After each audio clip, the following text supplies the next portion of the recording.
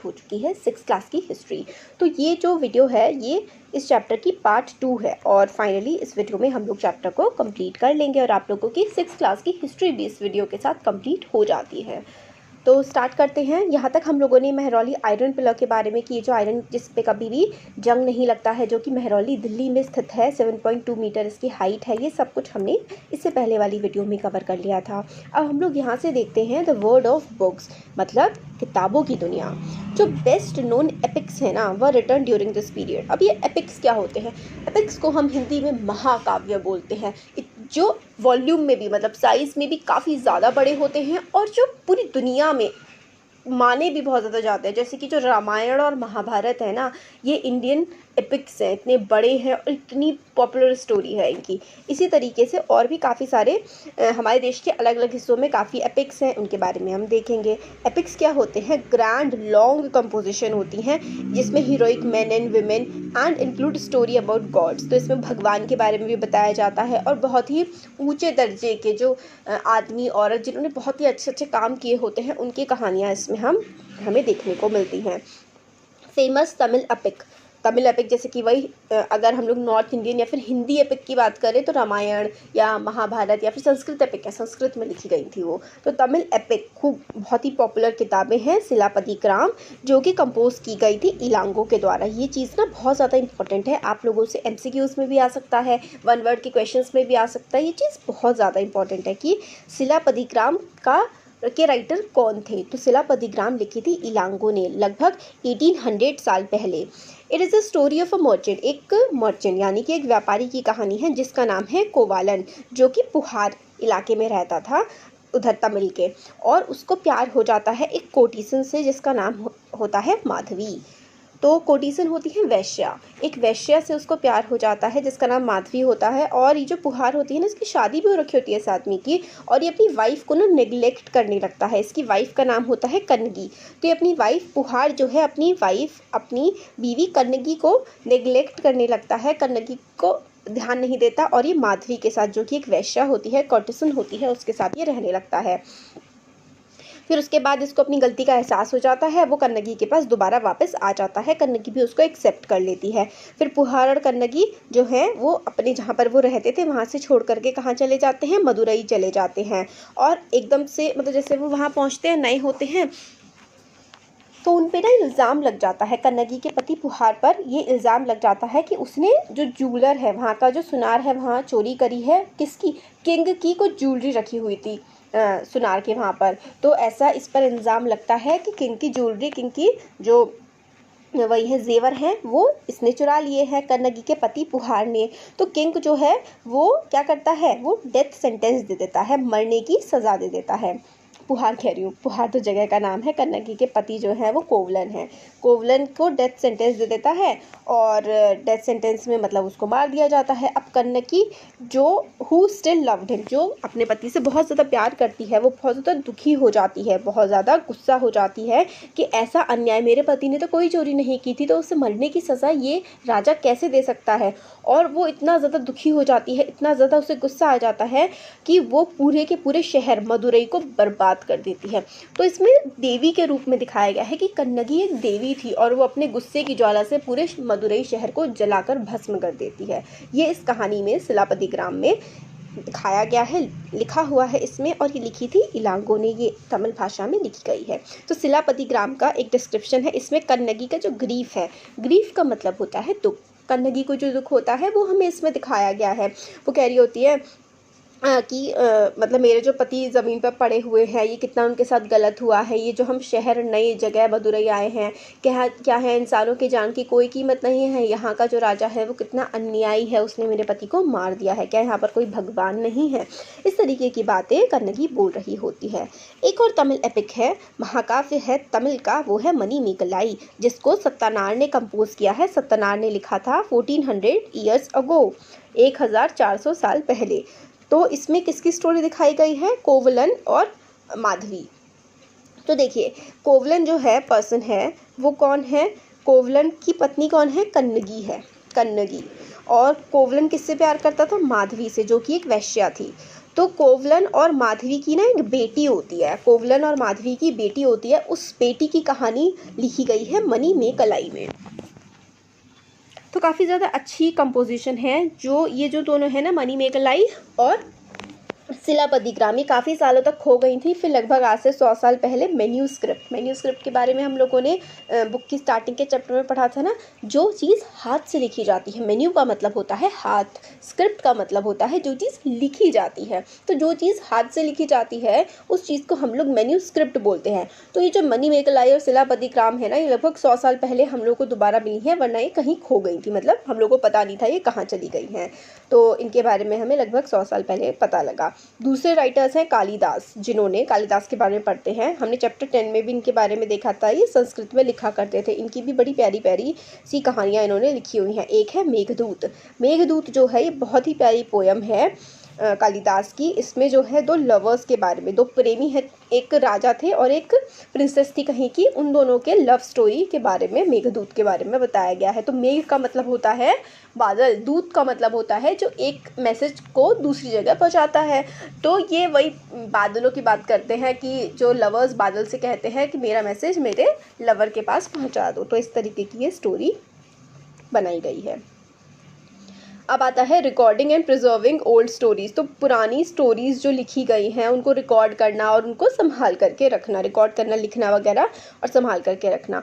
तो काफ़ी सारे जो हिंदू रिलीजियस स्टोरीज़ हैं वो बहुत ही सालों से that were in circulation earlier were written down around the same time. तो लगभग जो आज हम पुराण सुनते हैं या स्टोरीज़ आती है ना, जो सीरियल्स आते हैं महादेव के बारे में और बहुत सारे भगवान के बारे में, वो कहानियाँ भी इस समय पर ही लिखी गई थी, 1500 साल पहले, 2000 साल पहले इस समय पर। तो ये पुराणों में दर्ज है ये जो कहानियाँ हैं भगवान से रिलेटेड। पुराण का मतलब पुराना है ना, पुराना का क्या मतलब होता है? पुराना, ओल्ड होता है, जो चीज़ पुरानी हो चुकी होती है उसके बारे में। तो इसमें काफ़ी ओल्ड स्टोरीज़ हमें देखने के लिए मिलती हैं। पुराण में काफ़ी सारी कहानियाँ होती हैं गॉड एंड गॉडेसेस के बारे में, देवी देवताओं के बारे में, विष्णु, शिव, दुर्गा, पार्वती, इनके बारे में हमें पुराणों में कहानियाँ मिल जाती हैं। इसमें काफ़ी ज़्यादा डिटेल बताई गई है कि किस तरीके से हमें भगवान की पूजा करनी चाहिए।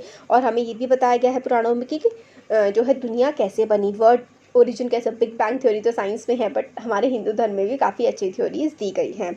और किंग्स के बारे में, राजा वगैरह कैसे बने, इनके बारे में भी पुराणों में लिखा गया है।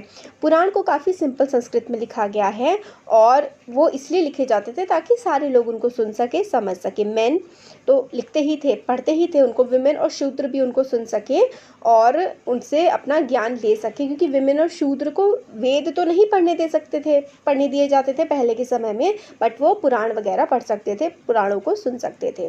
और ये टेम्पल्स में सुनाए जाते होंगे, जो पंडित होंगे वो पुराण की कहानियाँ सुनाते होंगे मंदिरों में और लोग उन कहानियों को सुनने मंदिर आया करते होंगे।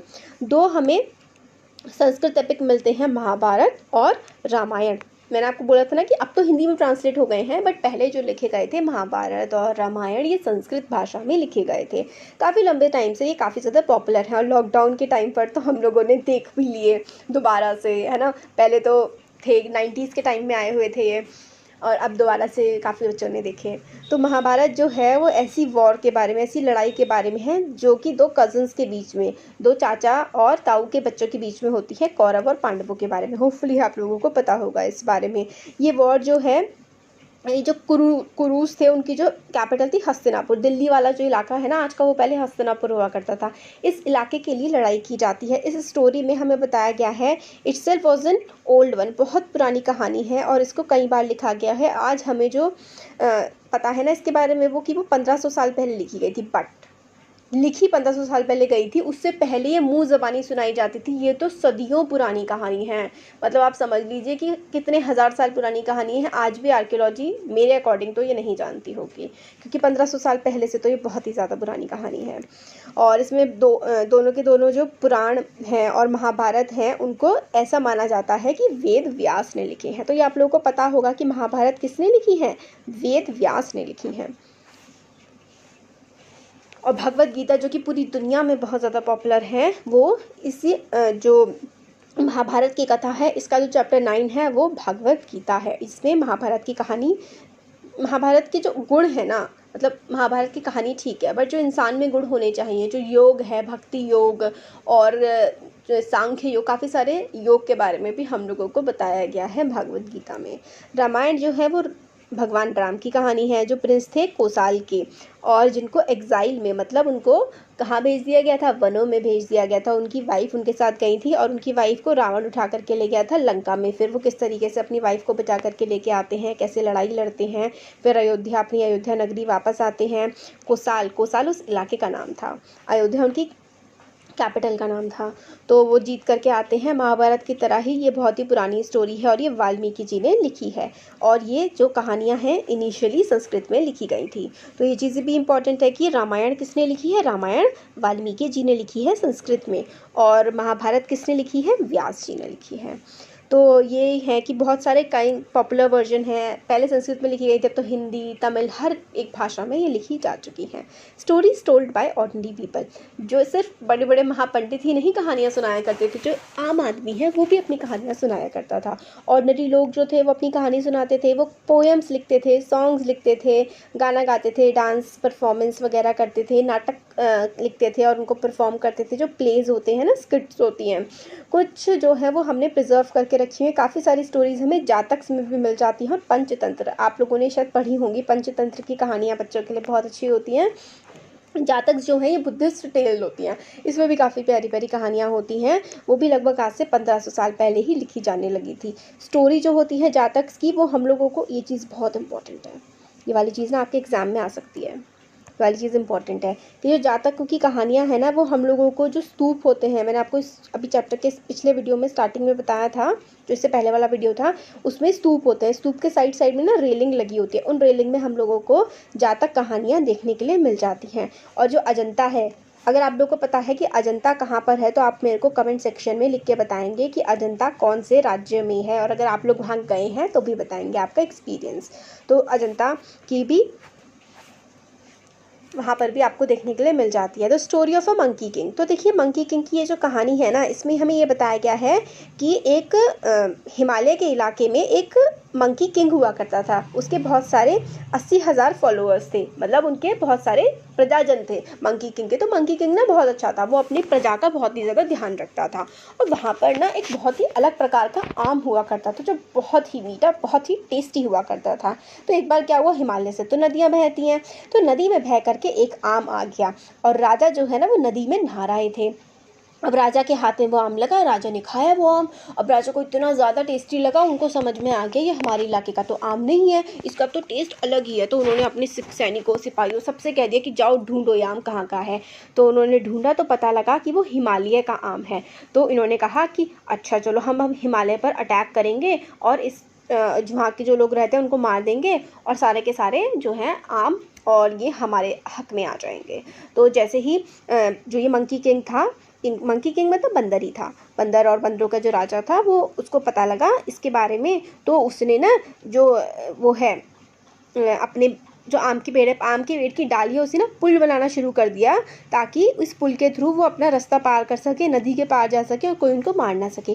तो ये पुल बनाया जा रहा था। तो जो मंकी किंग था ना, उसने सबको इस पुल के पार भेज दिया, बट वो लास्ट में खुद नीचे गिर गया नदी में और मर गया। फिर ये सब कहानी जब राजा को पता लगी, जो इंसान वाला राजा था, जो मतलब जो आम मिला था जिसको नदी के पास, तो उसको बहुत ही दुख हुआ, मगर फिर उसने बहुत ज़्यादा इज्जत दी उस किंग को। और ये कहानी हमें वहीं से देखने के लिए मिलती है। कहाँ पर मिलती है? This story is shown on the piece of sculpture from the stupa at Bharhut UP वाले रीजन में है। बहरूत में हमें ये स्तूप देखने के लिए मिलता है। तो यही हमारी इसमें कहानी थी, आपके एग्ज़ाम के लिए इम्पोर्टेंट नहीं है। तो ये है बस। अब लास्ट चैप्टर का बिल्कुल लास्ट पार्ट है, चैप्टर ख़त्म हो गया हमारा। यहाँ पे आता है writing books on science. Science के ऊपर भी काफ़ी सारी किताबें लिखी गई हैं। तो this was also the time when Aryabhata a mathematician and astronomer. तो आर्यभट्ट भी उसी समय पर थे, लगभग 1500 साल पहले। ये मैथमेटिशियन थे, ये मैथ्स के बारे में लिखा करते थे। एस्ट्रोनॉमर थे, जो वो होता है ना कि क्या होगा फ्यूचर में, वही एस्ट्रोनॉमर भी थे ये। इन्होंने अपनी काफ़ी किताबें लिखी हैं संस्कृत में। एक किताब आर्यभट्ट की, काफ़ी सिंपल सा, आपको नाम याद रखना आसान है, आर्यभट्ट इनका नाम है। इन्होंने आर्यभट्टियम लिखी, और इन्होंने बहुत सारी चीज़ें बताई जो कि आज मॉडर्न साइंस में हमें पता लगती हैं कि दिन और रात जो है वो किस वजह से होते हैं। वो इस वजह से होते हैं क्योंकि धरती अपनी धुरी पर, मतलब धरती अपनी एक्सिस पर चक्कर लगाती है। ये आप लोगों ने साइंस में ज्योग्राफी में के फर्स्ट चैप्टर में पढ़ा है ना, सोलर सिस्टम वाला, universe and the solar system. तो धरती जो है ना अपनी एक्सिस पर चक्कर लगाती है, इसकी वजह से हमारे डे एंड नाइट होते हैं।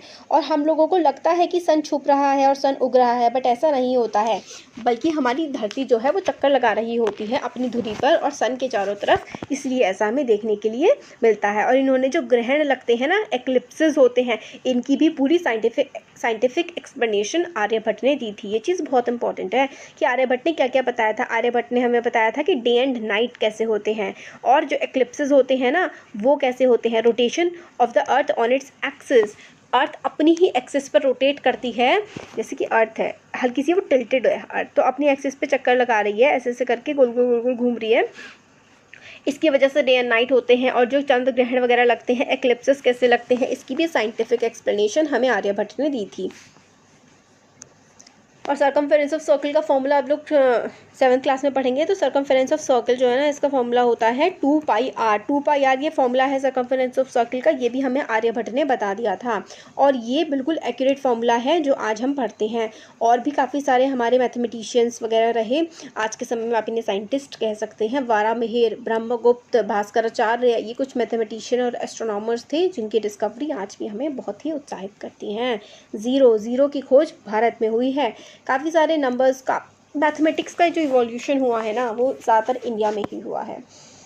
काफ़ी सारे सिंबल इन्वेंट कर दिए थे, जिसमें से एक ज़ीरो था। जो अरब और यूरोप के लोग थे ना, वहाँ पर जो ज़ीरो का सिंबल है, ज़ीरो के बारे में इंफॉर्मेशन है, वो इंडिया से ही पहुँची है। रोमन लोग जो हुआ करते थे ना यूरोप में, वो ज़ीरो के बिना ही काउंटिंग करते थे। अब आयुर्वेद एक वेदों की तरह है, जो साइंस ऑफ मेडिसिन है। मतलब कि जो ये बीमारियां हो जाती हैं, जो हम दवाई खाते हैं, आजकल आप लोग शायद काढ़ा भी पी रहे होंगे, हाँ, तो जो काढ़ा होता है, गिलोय, नीम, ये सारा का सारा हमें आयुर्वेद से इनके बारे में पता लगता है। एंशिएंट इंडिया में, पुराने समय हमारे देश में इसका काफ़ी ज़्यादा इवोल्यूशन हुआ था। 2 फेमस प्रैक्टिशनर थे आयुर्वेद के एंशिएंट इंडिया में, आपको इनका नाम याद रखना है। डॉक्टर्स ऑफ पुराने समय के एंशिएंट इंडिया, चरक और सुश्रुत। 17वीं सेंचुरी CE, आज से कई हज़ार साल पहले, 1st से 2nd सेंचुरी CE, चरक और सुश्रुत जो हैं, चरक ने अपनी किताब लिखी थी चरक संहिता, और काफ़ी ज़्यादा इंपॉर्टेंट बुक है ये मेडिसिन पर। और सुश्रुत संहिता, ये इन्होंने सर्जिकल प्रोसीजर की, सर्जरी कैसे की जाए, ये